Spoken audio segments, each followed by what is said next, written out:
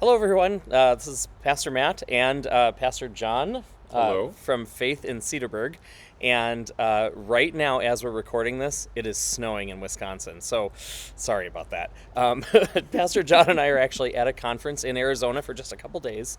But as we're preparing for this coming Sunday, where we're going to read from the book of Psalms, I thought it would be neat if Pastor John and I shared just a little bit with you about what we're going to be doing this Sunday, because we're going to be reading Psalm 1, but we're going to be reading it in a way that's a very ancient Christian practice of reading the scriptures and allowing them to speak directly to us, instead of only expecting that the thing we need to know about the scriptures is coming from the person up front in a sermon. So, in the place of the regular sermon this Sunday, we're going to read Psalm 1 a couple times and ask three simple questions. What do you notice? What questions are coming to your mind? And what might God be nudging us to consider through this passage? A lot of people know Psalm 1, and you'll hear this more this Sunday, where it says that they are like trees planted by streams of water, which yield their fruit in due season. Their leaves do not wither. In all they do, they prosper. That's part of what we'll read this Sunday. But I asked Pastor John if he'd just be able to share a little bit about how his congregation and how he personally has used this dwelling in the Word practice that we're going to do this Sunday. Yeah. So that has to do with my relationship with Pastor Matt, actually, a little bit. I was part of a missional leaders cohort that he was helping to lead and facilitate, and we used dwelling in the Word a lot.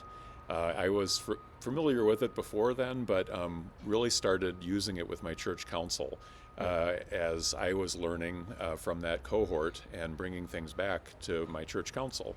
And they really liked it a lot, to the point where I was going to be gone, and we were talking about finding a sub for me.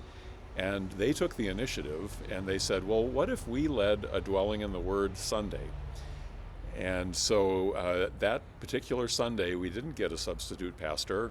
They actually moved worship out of our sanctuary into our fellowship hall and sat people around tables in our fellowship hall. I think they even had numbers that people picked, so they weren't necessarily sitting with the people that they came with.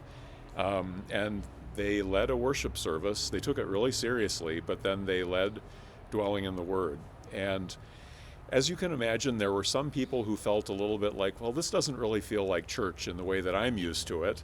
But there were an awful lot of other people in the congregation who came alive with this process of having the opportunity with their Sunday worship experience to sit with other Christians and wrestle with a text and ask questions about it, and that it was okay to bring their questions.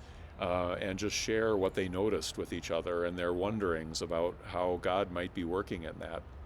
So for the few people who felt like that wasn't really church, there were an awful lot of other people who were saying, when can we do this again?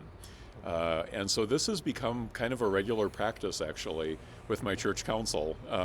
I tend to get into the rut of, okay, every Sunday we're going along, and they'll say, when are we going to do another Dwelling in the Word?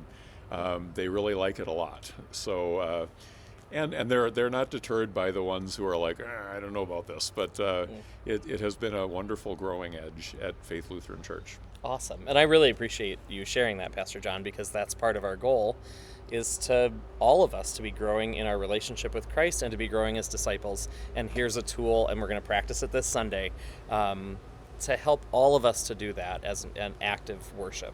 So thanks very much for telling us about your experience, and we'll see you Sunday. I'll be excited to hear how it goes. Awesome.